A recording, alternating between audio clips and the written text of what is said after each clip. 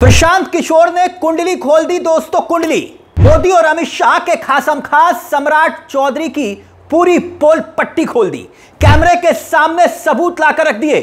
सबूत के साथ, प्रमाण के साथ खुलासा करने का दावा किया है। बताइए दोस्तों, एक राज्य का डिप्टी सीएम हत्या का अभियुक्त होने का दावा किया जा रहा है, जिक्र किया जा रहा है। दोस्तों, बहुत हैरान करने वाली खबर है, बड़ी खबर है। आपकी स्क्रीन पर हेडलाइन देखिए दोस्तों।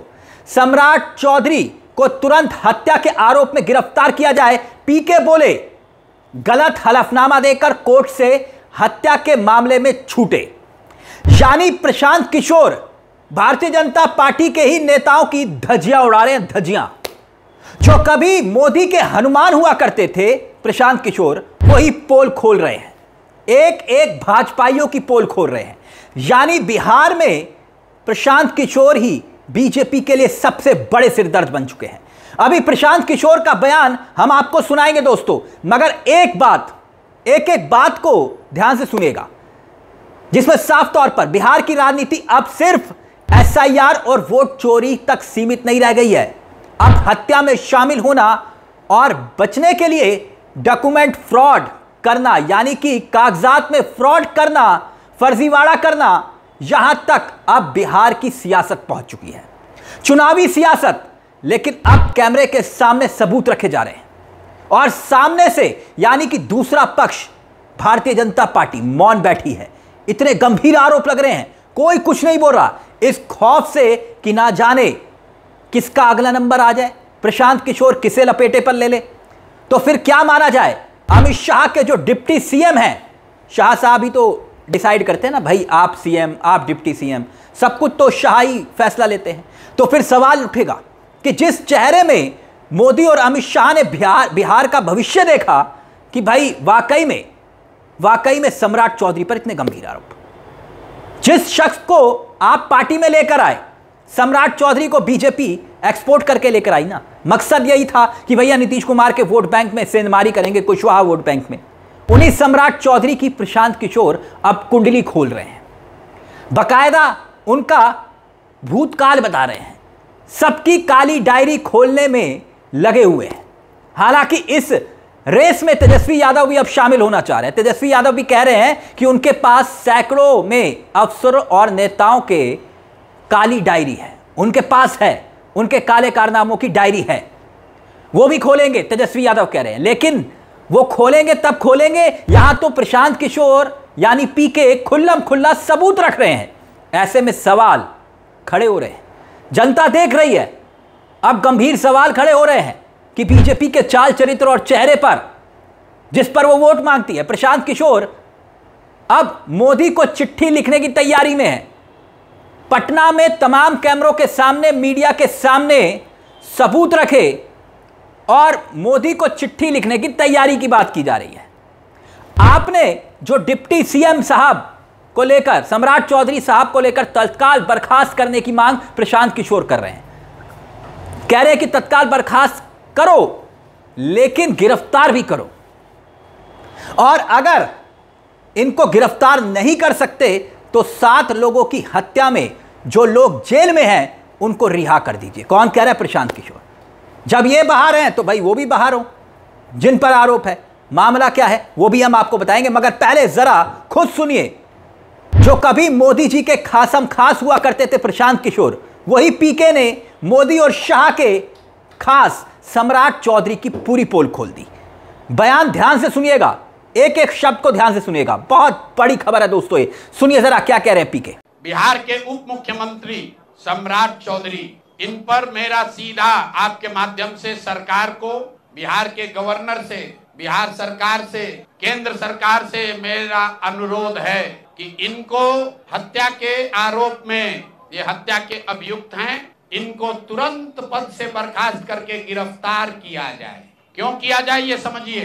तारापुर में 1995 में 7 लोगों की जो हत्या हुई और 7 मारे जाने वाले लोग कुशवाहा समाज के लोग थे। ये बिहार में जाति की राजनीति करने वालों के लिए सबक होना चाहिए। सम्राट चौधरी कहते हैं मैं कुशवाहा हूँ, 7 लोगों की जिनकी हत्या के ये अभियुक्त हैं, आरोप नहीं है, मैं शब्द बहुत समझ के बोल रहा हूँ, 7 लोगों की हत्या के अभियुक्त राकेश कुमार उर्फ सम्राट कुमार मौर्य उर्फ Samrat Chaudhary Tarapur case number 44/1995, note कर लीजिए। 44/1995 में 7 लोगों की हत्या हुई, उसमें ये अभियुक्त हुए। आपने शिल्पी गौतम के रेप और हत्याकांड की कहानी सुनी होगी। आपने सुना होगा कि लालू जी के जंगल राज का जब चरम सीमा था, जितनी यहाँ माताएं बहनें हैं, जो पढ़े लिखे लोग, समझदार लोग हैं, स्वच्छ छवि वाले बिहार में रहने वाले लोग हैं, याद कर लीजिए शिल्पी गौतम रेप और मर्डर केस, जिसमें एक डॉक्टर के लड़के को और शिल्पी गौतम के साथ ऐसा आरोप लगा था कि उनके साथ सामूहिक बलात्कार और उसके बाद उनकी हत्या कर दी गई थी। साधु यादव पर उसका आरोप लगा था, बड़ी हंगामा हुआ, सीबीआई में केस गया।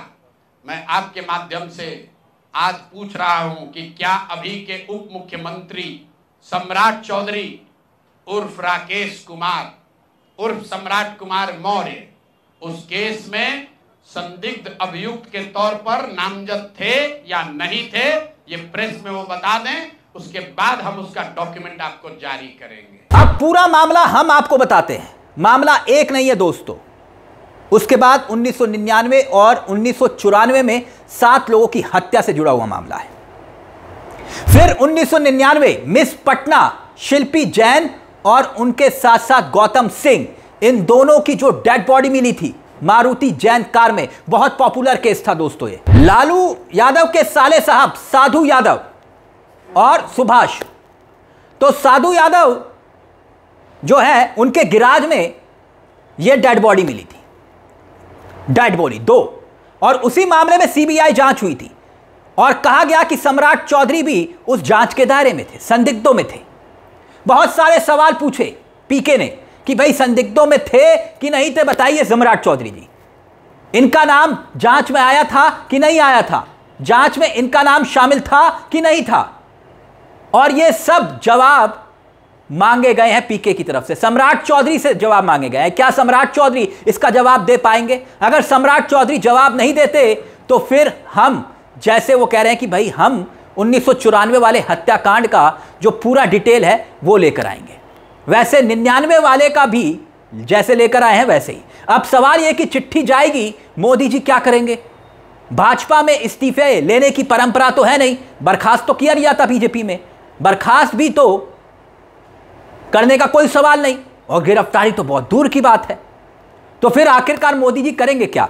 मगर अब याद कीजिए, एक और बात यहां से सीधे तौर पर जुड़ती है, वो ये कि प्रशांत किशोर ने उप मुख्यमंत्री सम्राट चौधरी पर ही आरोप नहीं लगाए हैं, बल्कि स्वास्थ्य मंत्री मंगल पांडे, मंत्री अशोक चौधरी और भाजपा सांसद संजय जायसवाल पर कितने कितने गंभीर आरोप लगाए।